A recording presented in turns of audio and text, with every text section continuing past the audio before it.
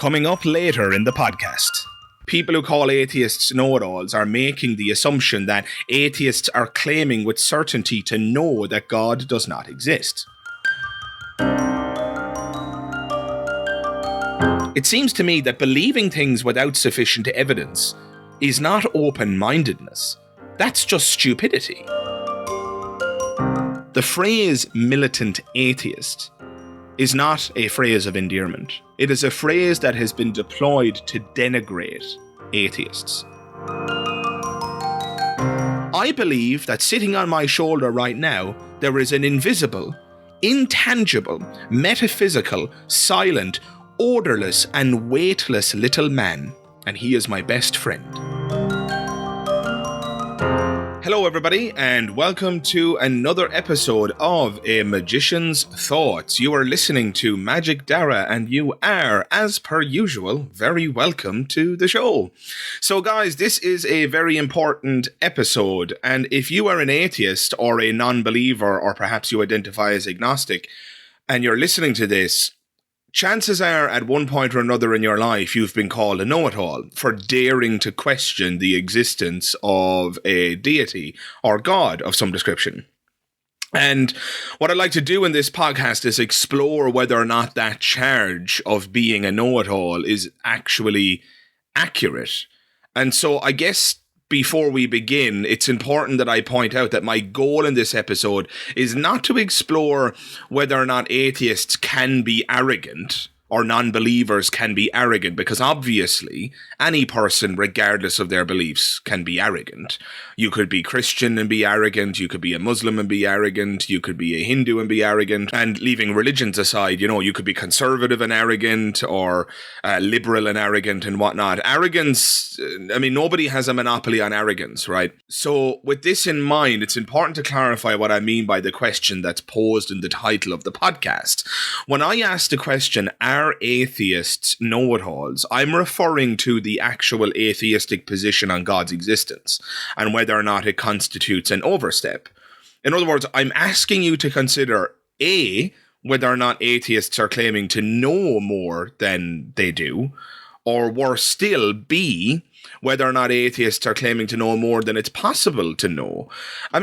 After all, as a religious person might suggest, if God is a metaphysical or unknowable being, how can anyone claim to have disproved the existence of such an entity?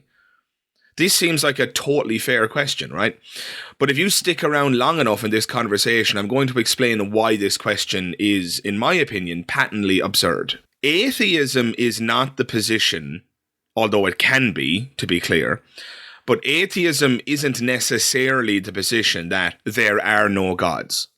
You can be an atheist without claiming with certainty that there are no gods. In fact, I've often called that position anti-theism, or some people call it hard atheism, right? So, yeah, there's no question. There are people on this planet who will say there absolutely are no gods, and they know that to be true. That is not my position, and yet I would still identify as an atheist. Now, some of you might be thinking, and it's a totally fair thought, by the way, but Dara, if you're not willing to say with certainty that God doesn't exist, surely that qualifies you as an agnostic. And you're actually spot on. But you see, the thing is, I can be an agnostic and an atheist. Those two positions are not mutually exclusive. And to believe that they are completely separate from one another is a misunderstanding about both points of view. But I'll get into that a little bit later on. So my definition of atheism is somebody who simply rejects the religious claim that God exists. And please notice that there's a major difference between rejecting somebody else's claim and making your own. So if you say God exists and I say, well, I'm not really convinced, that doesn't mean that I've claimed that I know that there aren't gods.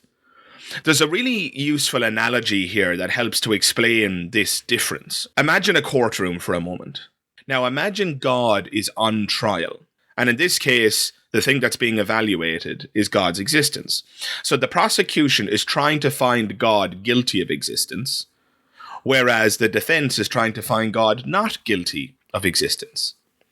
Here's the thing though, if the result of the case is that God is not guilty of existence, does that mean that God is innocent of existence? In any court case, if the defendant is found not guilty, does that mean that that defendant is innocent?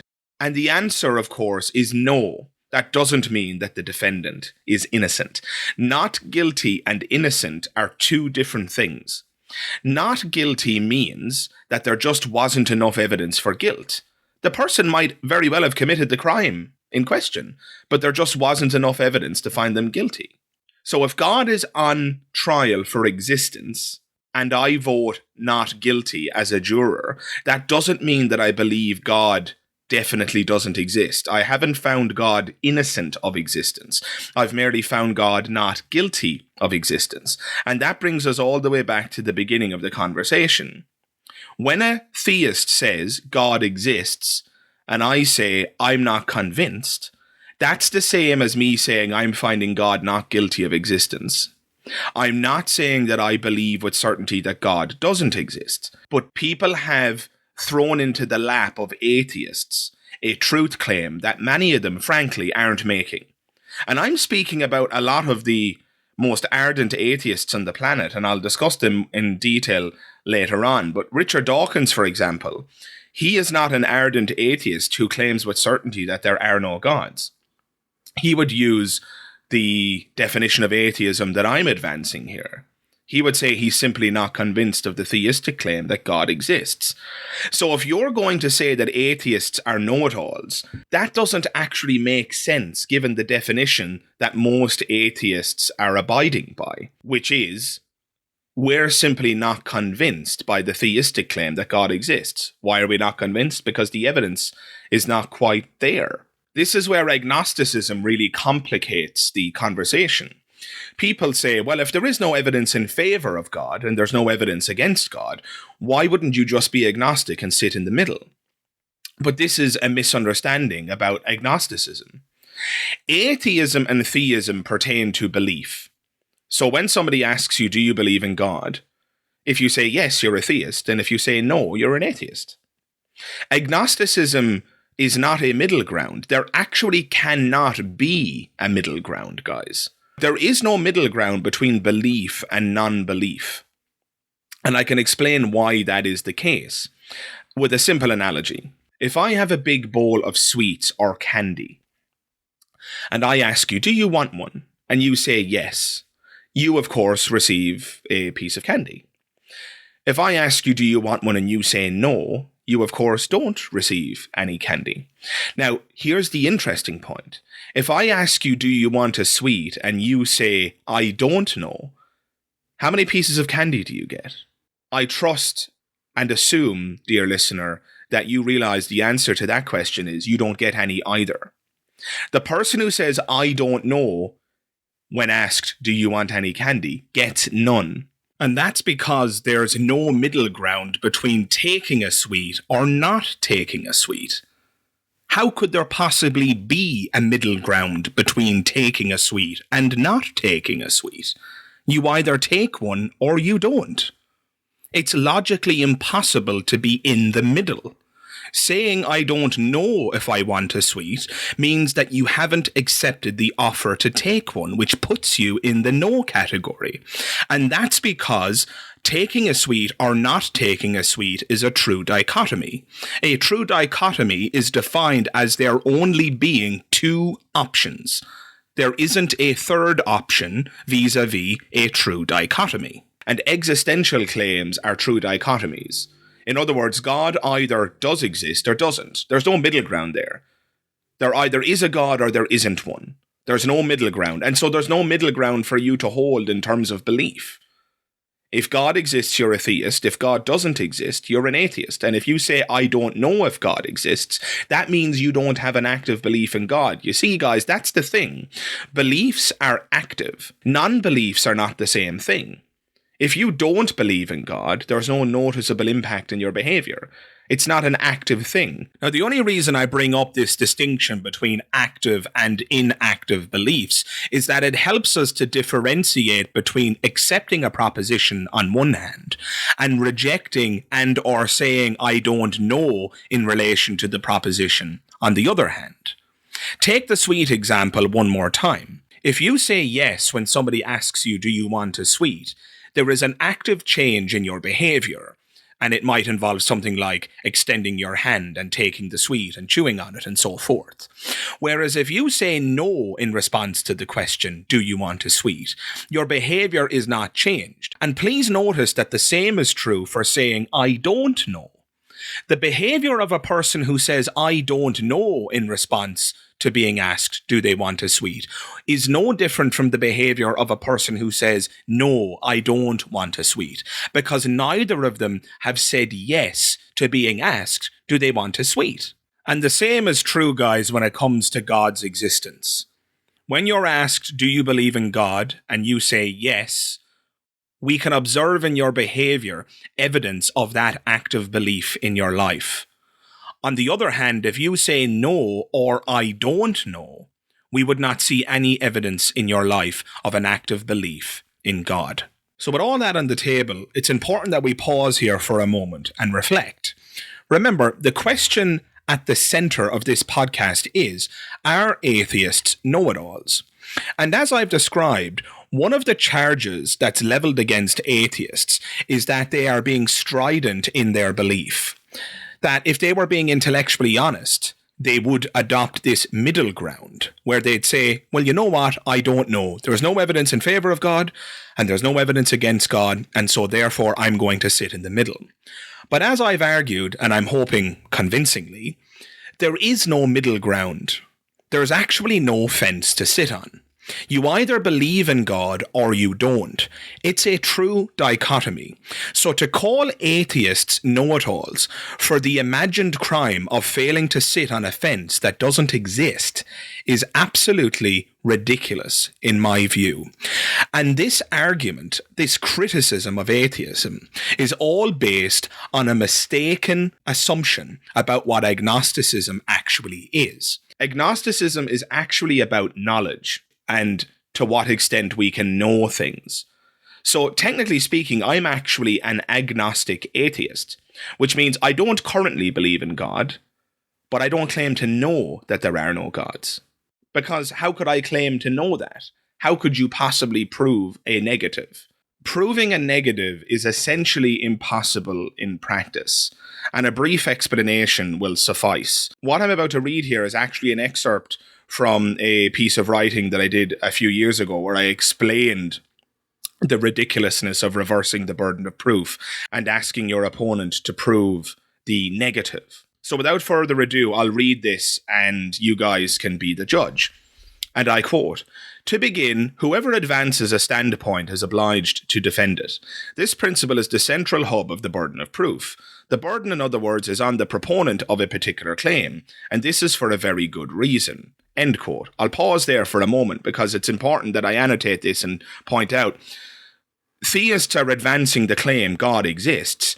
Atheists are not necessarily advancing the claim God does not exist. Remember the courtroom analogy. The defense is not advancing the idea that their client is innocent. They're actually justified in their not guilty claim by default, because it is the prosecution that are advancing a claim, the claim that the defendant is guilty.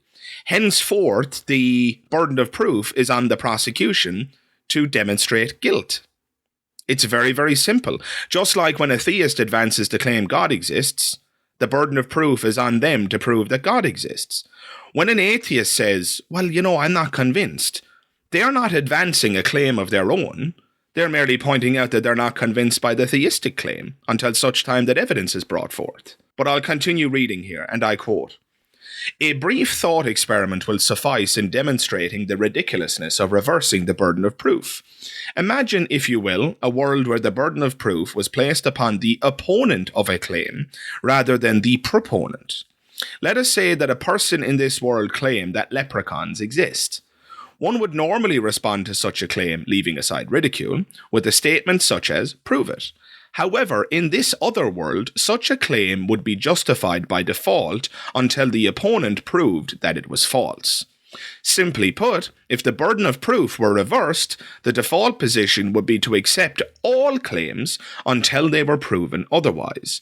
This logic creates a situation where the opponent is tasked with the impossibility of proving a negative, i.e., proving the non-existence of leprechauns. To prove a negative, you would have to show that you had looked everywhere the object could be and still not found one. Even then, it could be said that the thing was hidden or moved while you were looking for it, or you looked at the wrong time.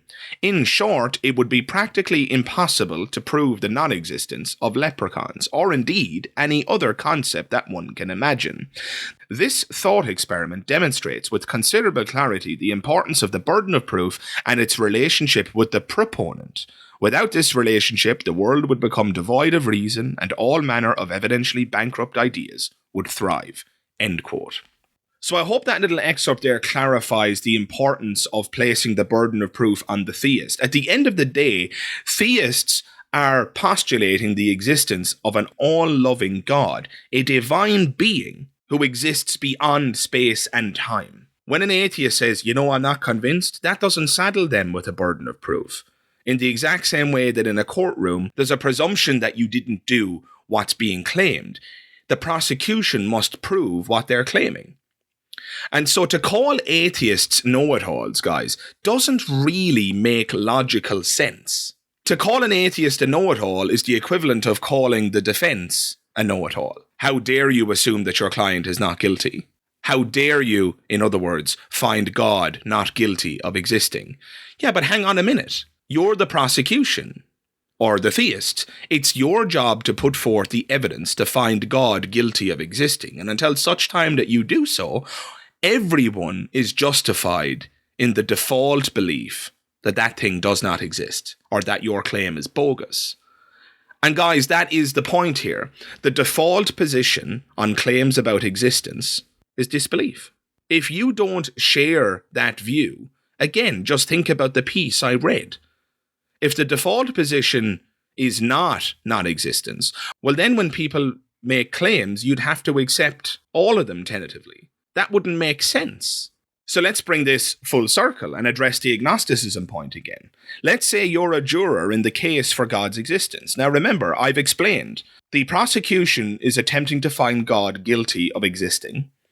The defense is justified by default in their claim that God is not guilty of existing because the prosecution are the one advancing a claim, right? What if you say, I don't know? If you're a juror in that trial and it comes time to vote, if your answer on the question of God's existence is, I don't know, does that mean you support the guilty verdict or the not guilty verdict? If you think this through, you will see that I don't know means not guilty.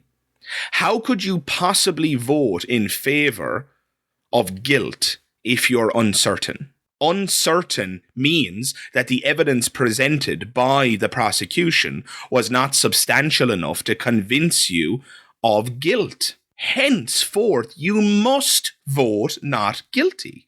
To clarify my point thus far, when people assert that atheists are know-it-alls, it seems to me that people are doing so with the mistaken assumption of a definition of atheism that many atheists frankly don't subscribe to. People who call atheists know-it-alls are making the assumption that atheists are claiming with certainty to know that God does not exist. But that's not what most atheists are doing. Now you might say, but Magic Dara, how do you know what most atheists are doing? And that's a good question. Guys, I have been reading and studying atheism and the key atheist authors for over a decade at this point. And all of the most, quote, militant atheists, or so they're called, all share this definition of atheism that I'm articulating right now. None of them claim to know that there are no gods. Frankly speaking, I don't know how atheists ever got saddled with this presumption to begin with.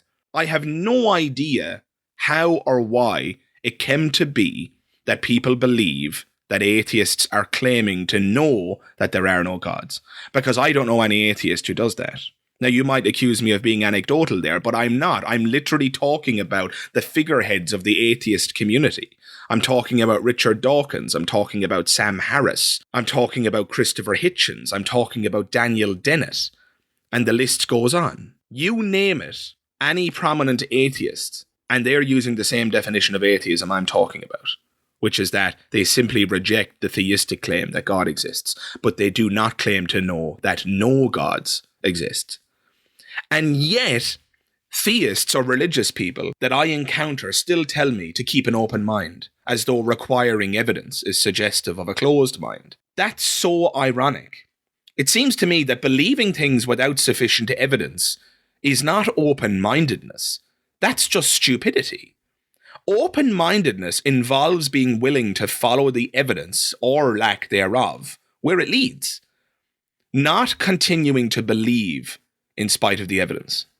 And the funny thing is, this irony runs deeper than you could ever possibly imagine. What are theists actually claiming? They are claiming that an all-loving, divine being exists. And even more extraordinary than that, they're claiming that it's possible to have a personal relationship with this being.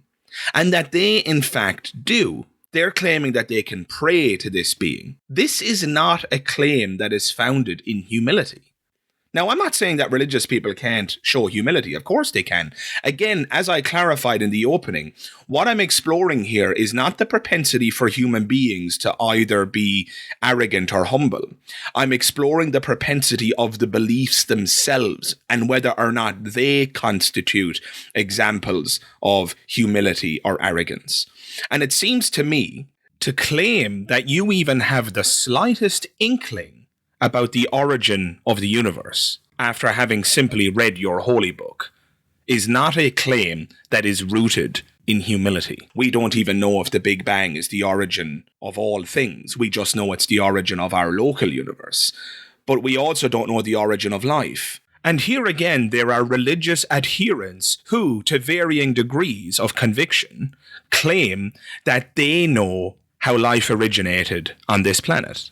Those claims are not humble. And the irony is just unbelievable. The atheist who honestly acknowledges, look, there's just not enough evidence for me to believe this, is the one who's actually showing humility here. And yet, religious people, some of them, will claim that atheists are know-it-alls. I'm not claiming to know anything that I don't know.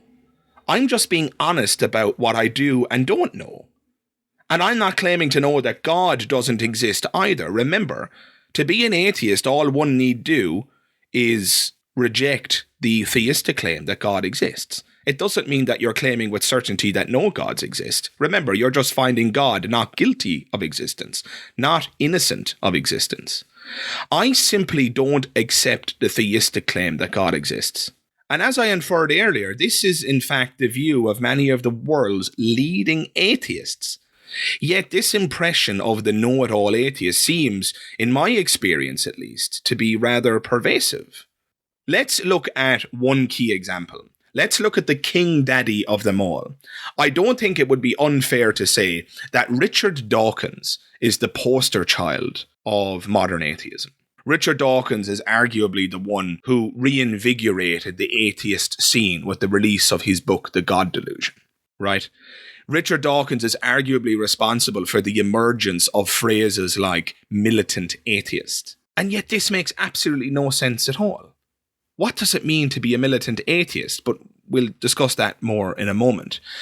Even Richard Dawkins himself does not claim to know that no gods exist. In fact, if you've read The God Delusion, you will have noticed that Richard proposes a 7-point scale where 1 is absolute belief in God and 7 is absolute disbelief in God and everything in between. Even Richard doesn't put himself at point 7 on the scale. He puts himself at point 6. What I'd like to do now is read an excerpt from The God Delusion. This is a very short excerpt, don't worry. Just a couple of sentences. And I want you to ask yourself this question while I read it. Are these the words of a know-it-all? And I quote, "Atheists do not have faith and reason alone could not propel one to total conviction that anything definitely does not exist. Hence, Category 7 is, in practice, rather emptier than its opposite number, Category 1, which has many devoted inhabitants. I count myself in Category 6, but leaning towards 7. I am agnostic only to the extent that I am agnostic about fairies at the bottom of the garden." End quote.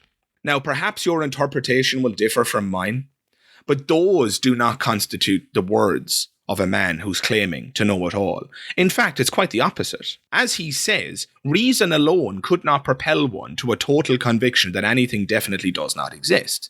Dawkins is acknowledging that he can't claim to know that God doesn't exist. And that's the agnostic point. So he doesn't believe in God, which makes him an atheist, but he's not claiming to know that that's the case, which makes him an agnostic.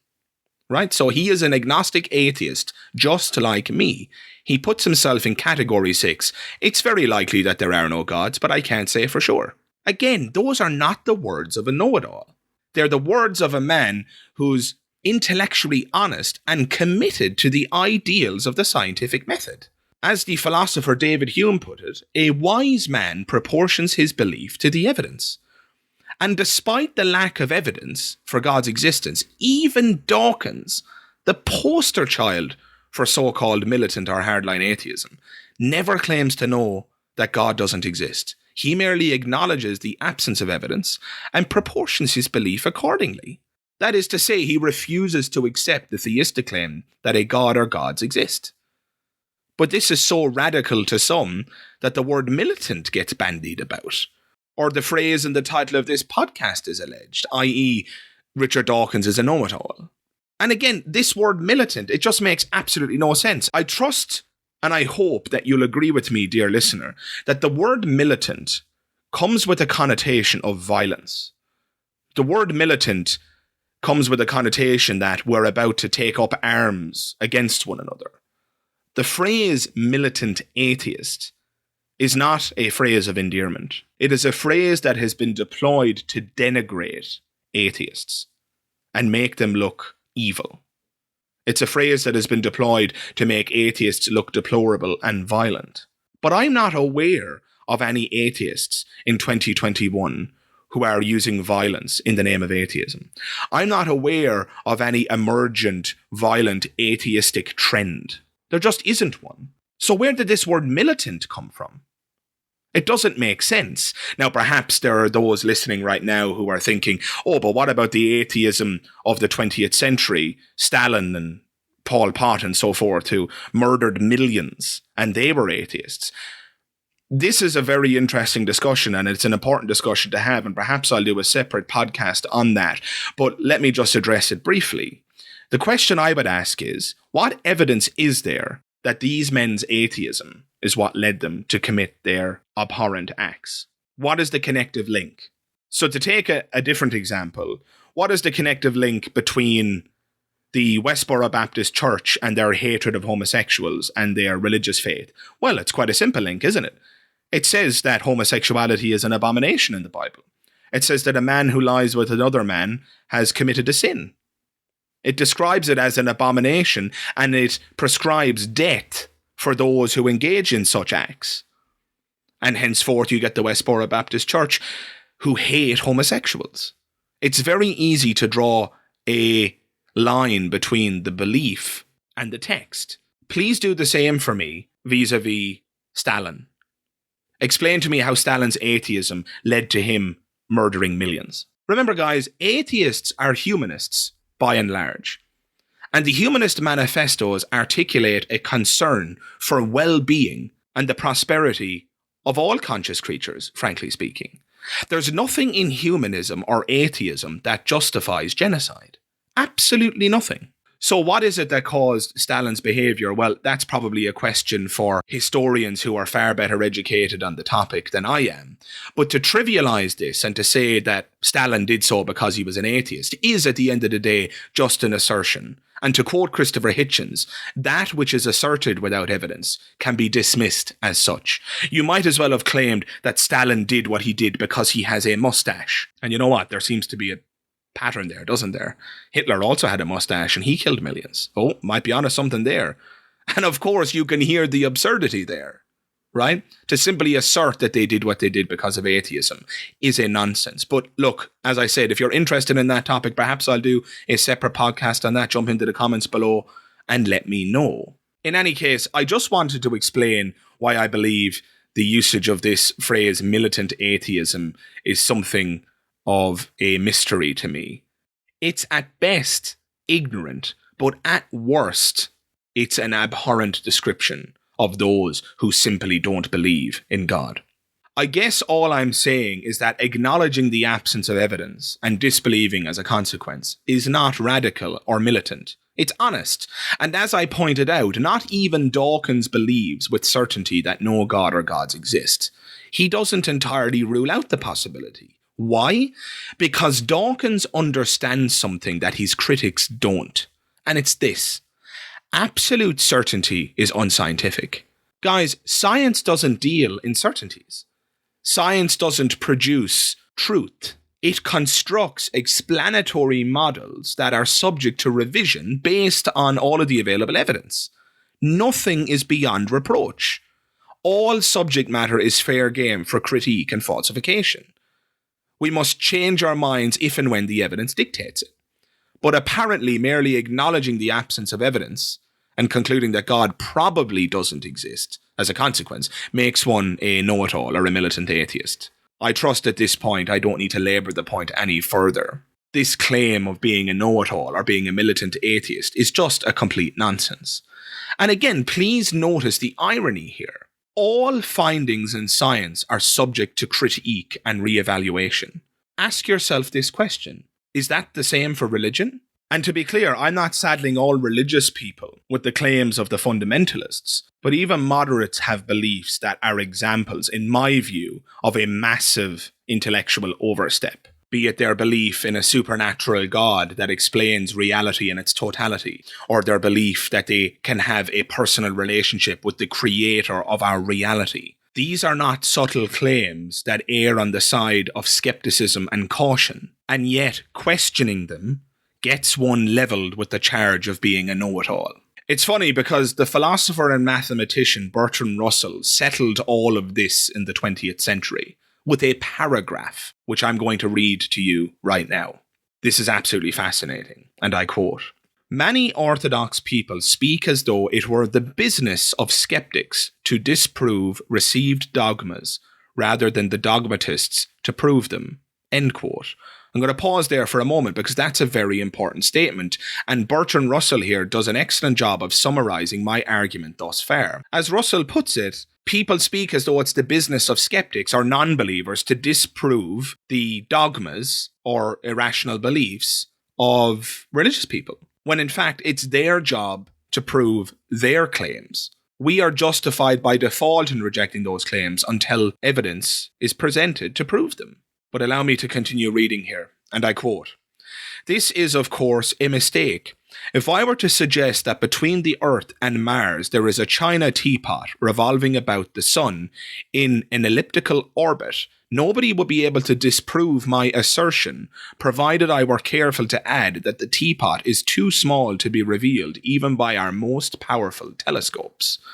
But if I were to go on and say that since my assertion cannot be disproved, it is intolerable presumption on the part of human reason to doubt it, I should rightly be thought to be talking nonsense." End quote. And I'll pause there again.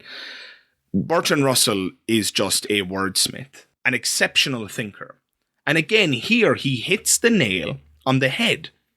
Needless to say, the China teapot analogy is insulting to religious people, and I'm not going to lean into that. I'm not comparing belief in God to belief in a china teapot.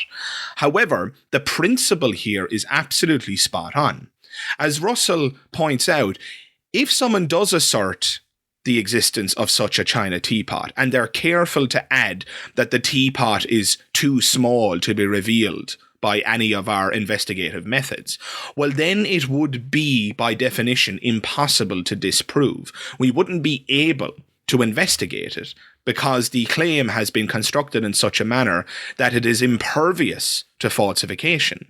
And yet that wouldn't mean that there's any good reason to believe it. Our inability to disprove something is not evidence in favour of the claim. We would not be able to disprove this teapot because it's too small for us to interact with. Please notice that the God claim is similar. When atheists ask questions like, why can't I see God? Religious people say God is invisible. When atheists ask questions like, why can't I hear God? Religious people say God is silent. When atheists ask questions like, why isn't God detectable by our scientific instruments? Religious people say God is metaphysical. In other words, God is beyond the physical world and is unknowable and undetectable. In other words, they've constructed a hypothesis that is impervious to investigation.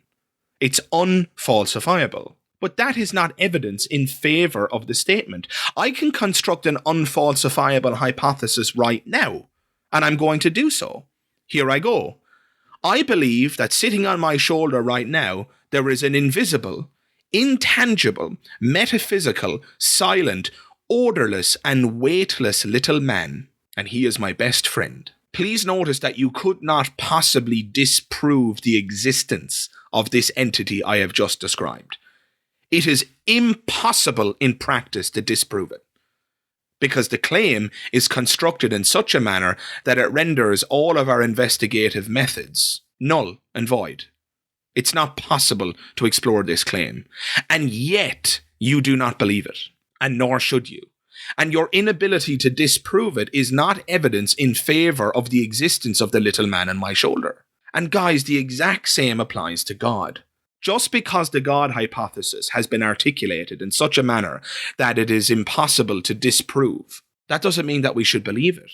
It doesn't make it any more likely to be true. It just doesn't. But I'll continue here with Russell, and I quote, "If, however, the existence of such a teapot were affirmed in ancient books, taught as the sacred truth every Sunday, and instilled into the minds of children at school, hesitation to believe in its existence would become a mark of eccentricity and entitle the doubter to the attentions of a psychiatrist in an enlightened age, or of the inquisitor in an earlier time."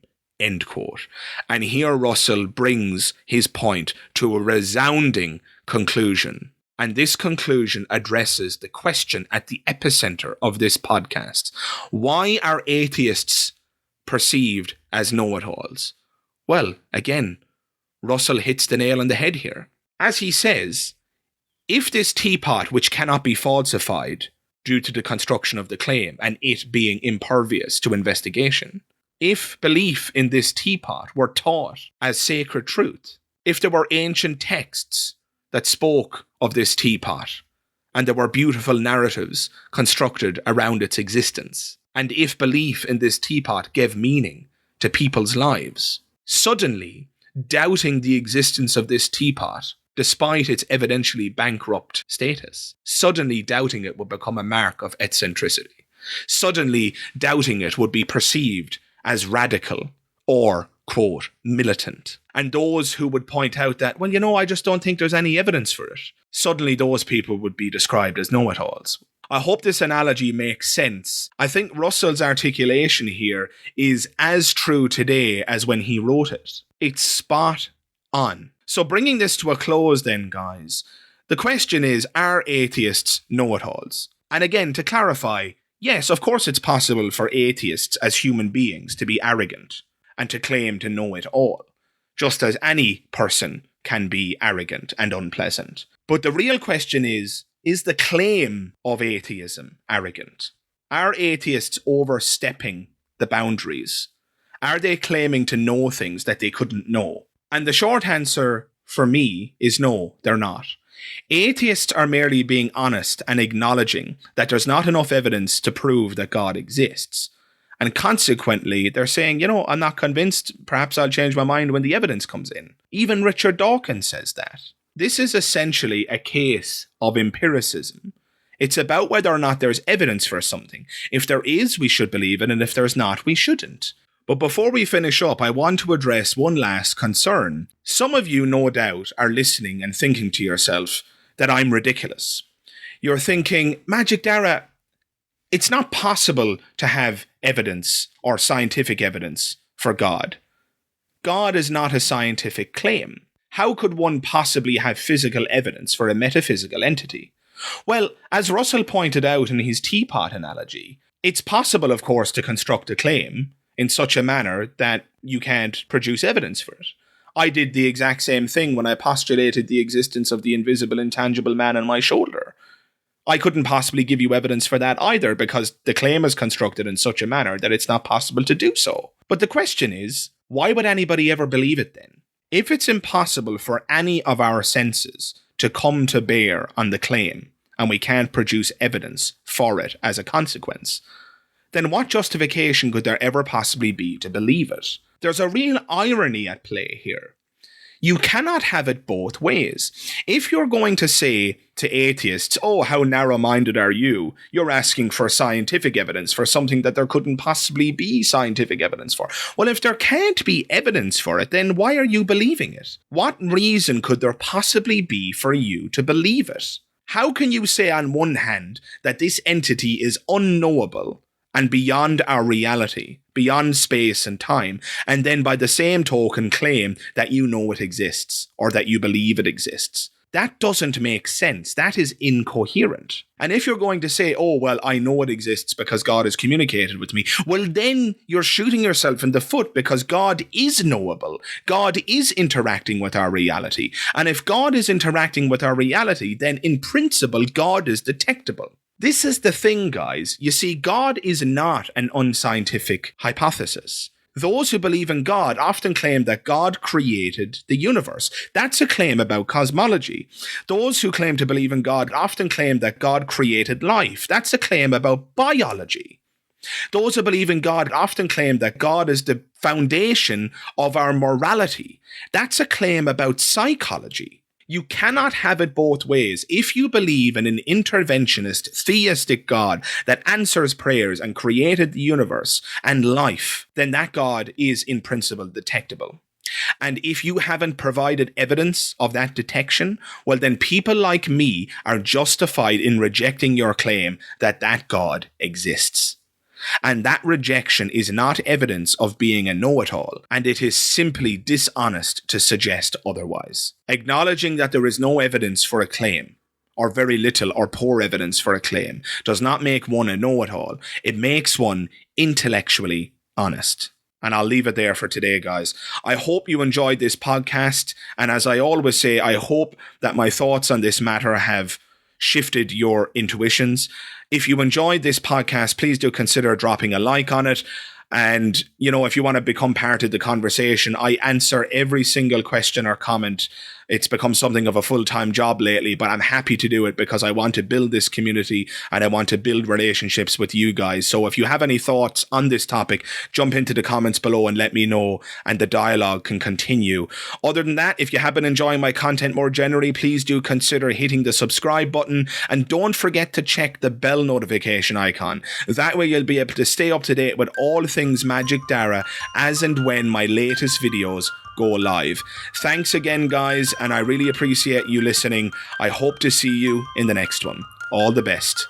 Bye-bye.